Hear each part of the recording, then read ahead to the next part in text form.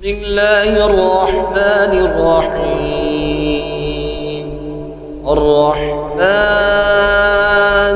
علم القرآن خلق الإنسان علمه البيان. الشمس والقمر بحسبان والنجم والشجر يسجدان. والسماء رفعها ووضع الميزان ألا تطغوا في الميزان وأقيموا الوزن بالقسط ولا تخسروا الميزان.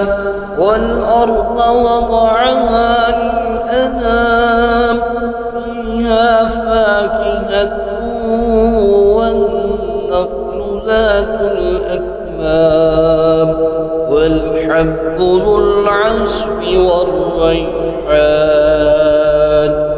فبأي آلاء ربكما تكذبان؟ خلق الإنسان من صلصال كالفخار وخلق الجن من مارج من نار.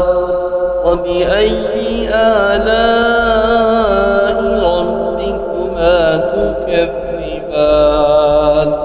رب المشرقين ورب المغربين. وبأي آلاء ربكما تكذبان؟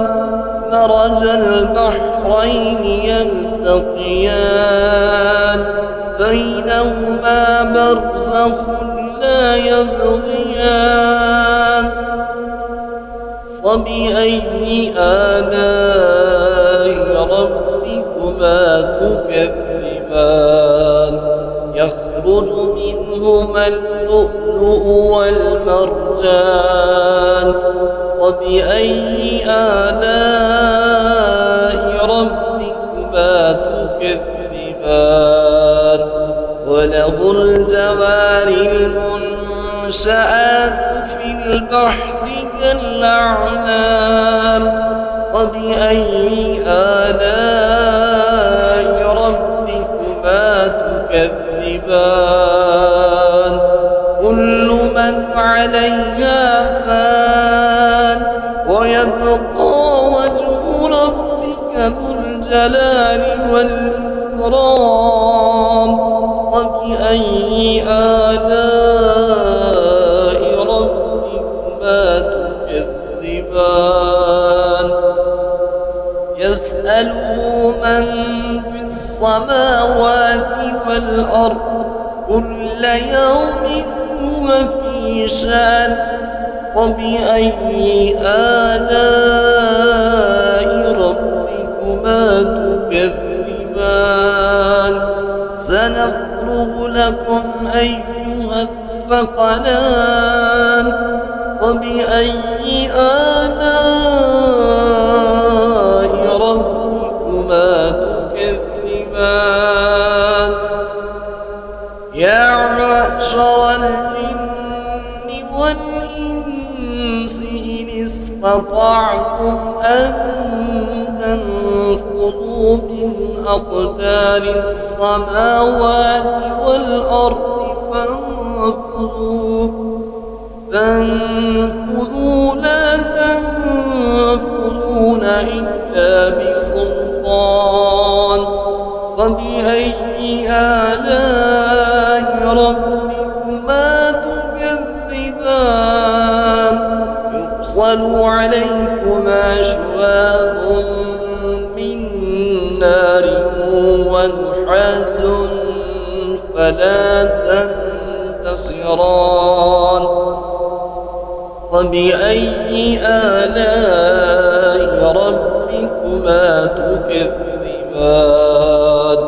فإذا انشق وانشقت السماء فكانت وردة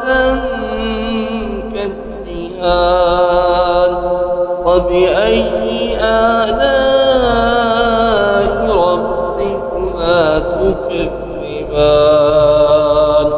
فيومئذ لا يسأل عن ذنبه إنس ولا جان فبأي آلاء ربكما تكذبان يعرف المجرمون بسيماهم فيؤخذ بالنواسي والأقدام فبأي آلاء ربكما تكذبان هذه جهنم التي يكذب بها المجرمون يطوفون بينها وبين حميم آن فبأي آلاء ربكما تكذبان ولمن خاف مقام ربه جنتان فبأي آلاء ربكما تكذبان ذواتا أفنان فبأي آلاء ربكما تكذبان فيهما عينان تجريان فبأي آلاء ربكما تكذبان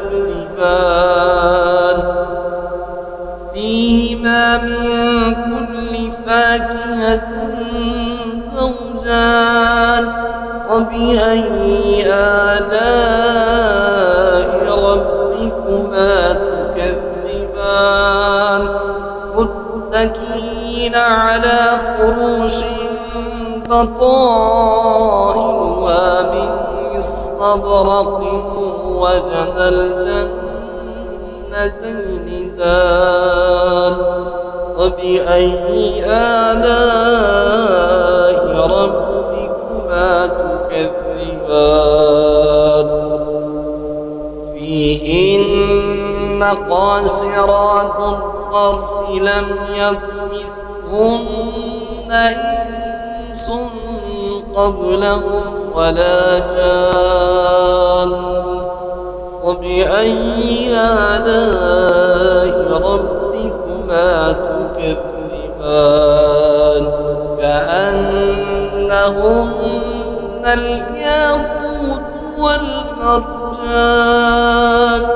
فبأي آلاء ربكما تكذبان هل جزاء الإحسان إلا الإحسان فبأي آلاء ربكما تكذبان ومن دونهما جنتان فبأي آلاء ربكما تكذبان مدهامتان فبأي آلاء ربكما تكذبان فيهما عينان نضاختان فبأي آلاء ربكما تكذبان فيهما فاكهة ونخل ورمان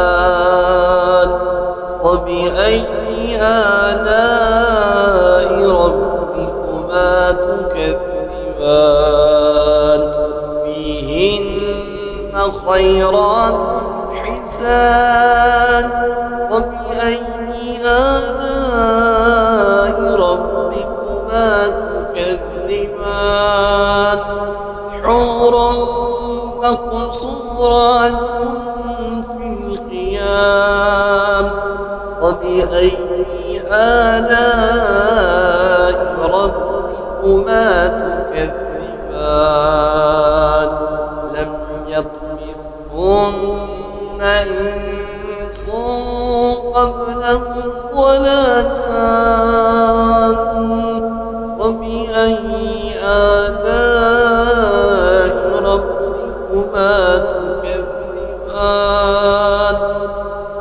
متكئين على رفرف خضر وعبقري حسان فبأي آلاء ربكما تكذبان تبارك اسم ربك ذي الجلال والإكرام